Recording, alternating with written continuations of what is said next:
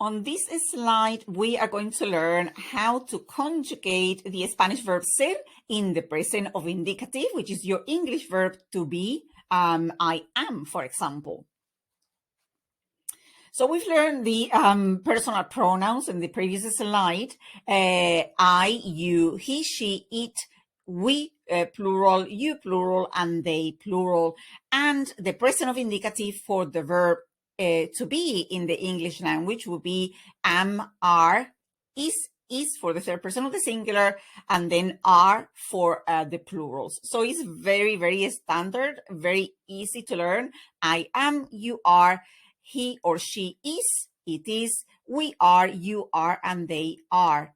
Now, the Spanish verbs are a little bit more challenging than the English verbs, and we're going to be learning how to say all this in Spanish. So the verb to be in the present of indicative would be yo soy, tú eres, él, ella o usted es, nosotros somos, nosotras somos, vosotros sois o vosotras sois, and ellos, ellas, ustedes son.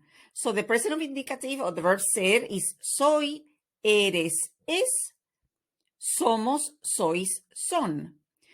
For beginner students, we always recommend that you, when you learn Spanish verbs, that you do use the table, because down the line, it will be a lot easier when you can start dropping your personal pronouns, which we do not use all the time in Spanish.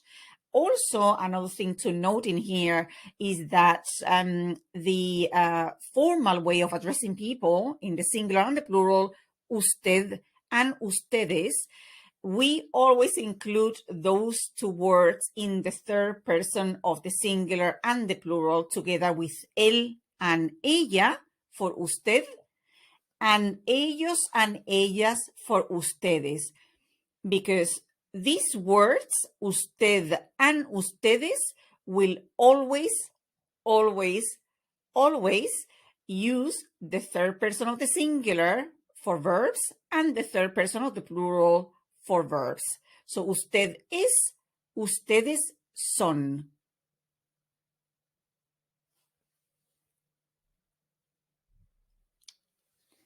Let's summarize what we've learned so far in the previous slides. So we've learned the Spanish personal pronouns, and we've learned how to conjugate the verb ser in the present of indicative.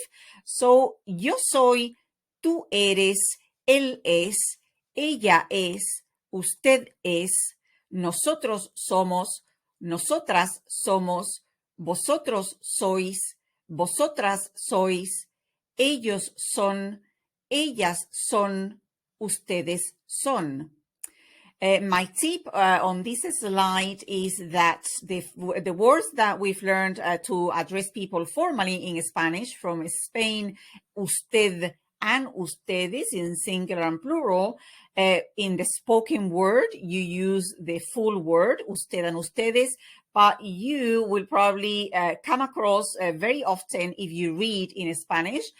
In the written form, you can find these words with the abbreviations. So usted, it can be abbreviated into U, a U alone, capital U, or a UD or VD. And ustedes can also be found as UDS or VDS in the written forms. So every time you see any of these abbreviations, know that they are referring to either usted or ustedes.